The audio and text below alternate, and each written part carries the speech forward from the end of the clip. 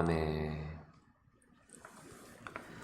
욥이 또 풍자에 이르되로 오늘 말씀이 시작이 되고 있습니다. 또 풍자하여, 그러니까 어제 우리가 살펴본 그 26장의 욥의 얘기가 이제 풍자였다라는 것을 말하는 것이죠. 어제의 풍자가 무엇이었습니까? 빌닷이 하나님의 주권과 전능함에 대해서 얘기를 하니까 욥 또한 하나님의 그 위대함, 그 주권을 빌닷 못지않게 많은 것을 자신 또한 알고 있다고 하면서 드러내면서 이제 말을 했습니다. 빌닷이 욥에게 하나님의 전능, 그 주권을 이제 말한 것은 진정 하나님께 영광을 돌리고 하나님을 높여드리면서 그 찬양을 올려드리기 위한 것이라기보다는 욥을 질책을 하고 신란을 하고 가르치기 위한 것에 더 가까웠습니다. 말은 떼어놓고 보면은 다 맞는 말이기는 하지만은 그 대상이 되는 욥에게 함으로써 그 말에 그 빛이 이제 발하게 되었죠. 욥은 어제에 이어서 이제 이렇게 말하는 것입니다. 나는 이 고난이 하나님으로부터 온 것임을 알고 있다. 내게 호흡이 남아있는 동안에 나는 결코 거짓을 일삼으면서 죄를 짓지 않겠다라고 이제 결심을 하고 있어요. 그러니까 이 고난을 욥은 결연히 받아들이겠다라는 그 의지를 이 빌닷에게 이제 얘기를 하면서 지금 이렇게 은영 가운데서 이제 표명을 한 것이죠. 4절 말씀을 보십시오. 결코 내 입술이 불의를 말하지 아니하며 내 혀가 거짓을 말하지 아니하리라. 의기소침하거나 그 친구들의 그 비난에 어떻게 하겠다고 합니까? 머리를 숙이지 않겠다라고 하는 것입니다. 그러면서 온전함을 버리지 않겠다. 내가 이 어렵고 힘들고 이 고난과 이 어려움이 있기 때문에 그래서 내가 하나님을 믿고 하나님의 말씀 앞에서 바로 서는 그 온전함을 내가 버리지 않겠다. 5절을 보세요. 나는 결코 너희를 옳다 하지 아니하겠고 내가 죽기 전에는 나의 온전함을 버리지 아니할 것이라. 내가 내 공의를 굳게 잡고 놓지 아니하리니 내 마음이 나의 생애를 비웃지 아니하리라. 내 마음이 내가 지금까지 살아온 그 인생의 그 시간을 정말 이렇게 무너져 내려서 넘어져 버려서 그렇게 되어서 내 마음이 지금껏 나는 이렇게 살 수밖에 없었고 결국은 내 모양이 이렇게까지 나는 무너지게 되는구나. 이런 식으로 비웃도록, 그러니까 이것도 풍자인 것이죠. 그래서 또 풍자에 이르되라고 이제 얘기한 것이지 않습니까? 그러니까 이 비유와 은유를 사용하면서 지금 이것을 표현을 한 거예요. 그러니까 나는 그렇게 무너지지 않겠다라는 거예요. 그러니까 꺼림칙한 짓을 하지 않겠다라는 거예요. 하나님 앞에서. 사람이 힘들고 그러면 어떻습니까? 그 일탈을 하잖아요. 그 일탈이 심해지면 어떻게 됩니까? 그 이탈이 되죠.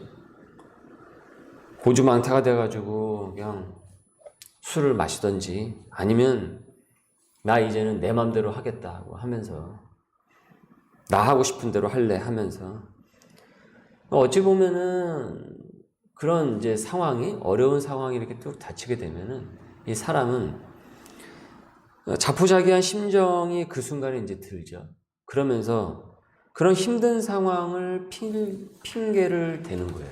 그런 힘든 상황이 하나의 이제 내가 무너지고 내가 일탈을 하고 이탈을 할 수 있는 하나의 근거로 이제 자기도 모르게 자기 마음에 심리적으로 그걸 이용하게 되는 그런 심리가 있어요. 그러니까 그렇게 하고픈 욕구를 가진다라는 거예요. 인간의 본성은. 그런데 욥은 그렇게 무너지지 않겠다라는 겁니다.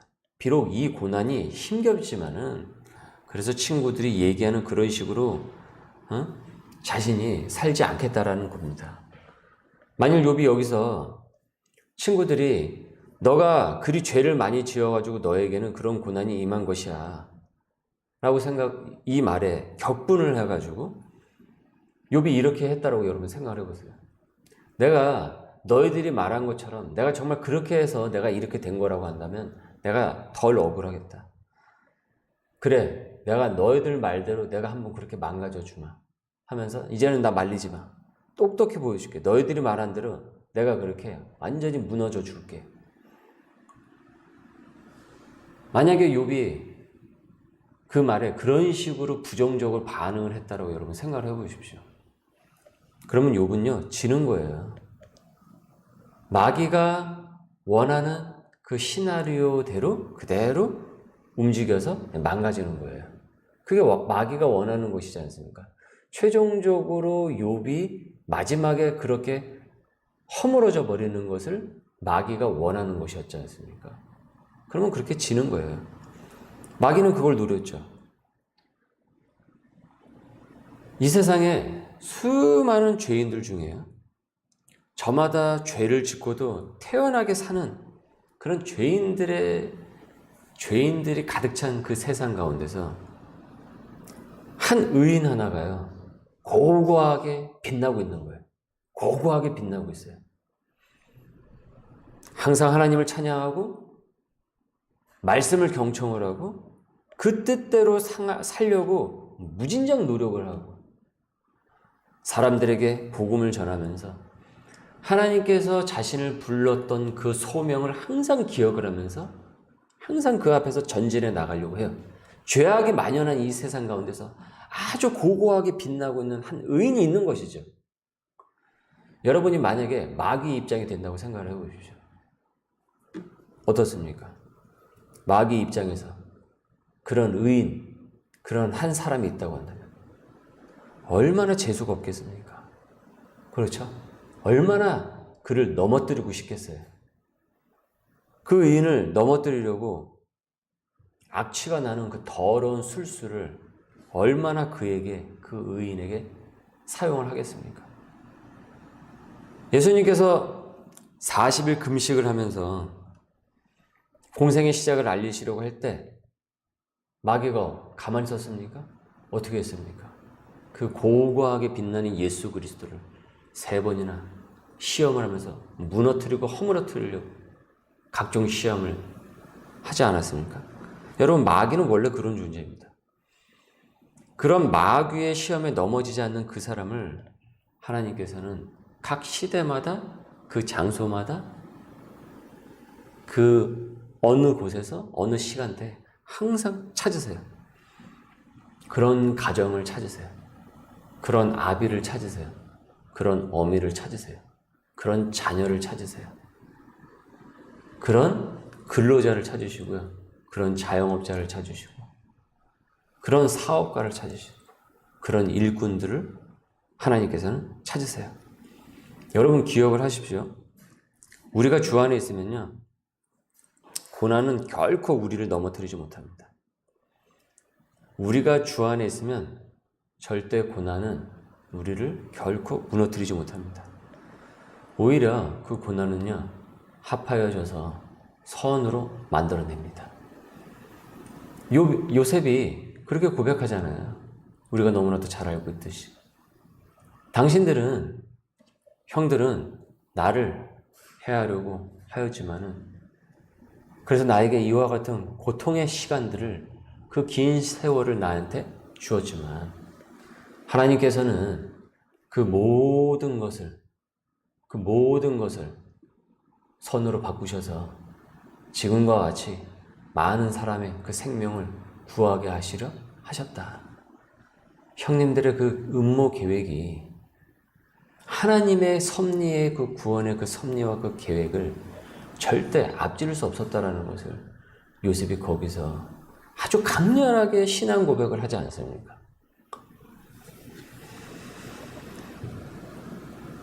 선으로 요셉이 항상 하나님과 함께 있었기 때문에 그 모든 것이 선으로 작용해서 요셉의 삶을 이끌어냈던 것이에요. 그래서 우리가 공부를 했듯이 성경 공부 시간에 봤듯이 항상 요셉과 어떻습니까? 하나님이 함께 하셨다. 함께 하셨다. 함께 하셨다라는 구절을 우리는 계속 발견하게 돼요. 요셉이 이 장소에 있었을 때도 함께 하셨다. 저 감옥에 있었을 때도 함께 하셨다. 총리의 자리에 있었을 때도 함께 하셨다. 하나님 안에 있고 주 안에 있으니 절대 그 고난이 그를 무너뜨리지 않고 오히려 더 강하게 만들어줬고 선으로 작용하여서 인도해 주셨단 말이죠. 이처럼 마귀가 날 향해 와도요 결코 넘어지진 않습니다. 여러분 그걸 믿을 수 있으시길 바라요. 시험이 없으면요 그 학생이 공부를 제대로 했는지 안 했는지 평가할 길이 없죠. 평가를 할 길이 없어요. 학생 입장에서는 사실 그 시험이라는 그 테스트가 곤욕스럽기는 하지만은 그 학생은 그 시험이 있기 때문에 그 시험에 걸려 넘어지지 않기 위해서 어떻게 합니까? 충실히 공부를 하면서 지혜를 쌓아가는 것이에요. 그리고 그 테스트를 지나고 나면 그 학생은 그만큼 훨씬 더 성장을 하게 돼요. 시편 66편 10절에 하나님이여 주께서 우리를 시험하시되 우리를 단련하시기를 은을 단련함 같이 하셨으며 라고 했어요. 하나님이여 주께서 우리를 시험을 하시되 우리를 단련하시기를 은을 단련함 같이 하셨으며. 힘겨운 현실 앞에서도 은이 단련이 되듯이 하나님 주 안에 있으면 그것은 은처럼 정금처럼 나오게 된다는 것을 시편 말씀도 얘기하고 있고요. 우리가 후차에 욥의 마지막 그 결말에 가게 되면 정금처럼 나오게 되는 그 욥을 우리가 발견하게 됩니다. 그런 면에서 욥이 정말 이 모진 이 현실 가운데서 오늘 이렇게 비틀거린다고 할지라도, 때로는 비틀거리는 그와 같은 부분을 본다고 할지라도, 저는 때로는 그거를 비틀거리는 영성이라고 표현을 하거든요. 결코 넘어지지 않는 그 모습, 그리고 결연히 그 온전함을 회복하겠다고 하는, 정말 허물어서 무너져 버려가지고 세상 사람들이 봤을 때, 믿지 않는 자들이 봤을 때 별것 없구나. 마귀가 봤을 때 마귀가 결국 내가 짜놓은 시나리오대로 너도 결국은 무너지는구나. 그것을 일어서서 그것을 극복해내는 이 욥의 이 모습을 보게 되면 너무나도 정말 우리의 삶 속에서 정말 감사하고 또 오늘 우리의 삶을 되돌아보면서 은혜의 순간을 우리가 보게 됩니다. 단련하시고 선한 하나님의 사람으로 이끌어 가시는 주님을 믿고 또 오늘을 살아내는 저와 여러분이 되시기를 주님의 이름으로 소원합니다. 기도하겠습니다. 주님, 시험과 고난, 역경 가운데서도 온전함을 잃지 않기를 주님 원합니다. 우리에게 힘을 주시옵고 능히 우리를 단련케 하시는 그 믿음의 고난을 능히 넘어가고 단련된 은처럼 튼튼히 서 나가도록 주님 인도하여 주시옵소서. 우리가 주 안에 있으면은 막막한 현실은 주님 없는 줄 믿습니다. 소망을 품고 믿음을 갖고 구원받은 감사를 상기하며 오늘도 능히 살아내게 하여 주옵소서. 우리 교회를 소명에 충실한 교회로 구원하여 주옵소서. 가정을 구원하여 주시옵소서. 아비를, 어미를, 자녀를 구원하여 주시옵소서. 일터의 그 자리가 부흥케 되는 오늘 하루가 되도록 주님 인도하여 주옵소서. 감사하며 예수님의 이름으로 기도드립니다. 아멘. 우리 주기도문으로 오늘의 예배를 마칩니다. 하늘에 계신 우리 아버지,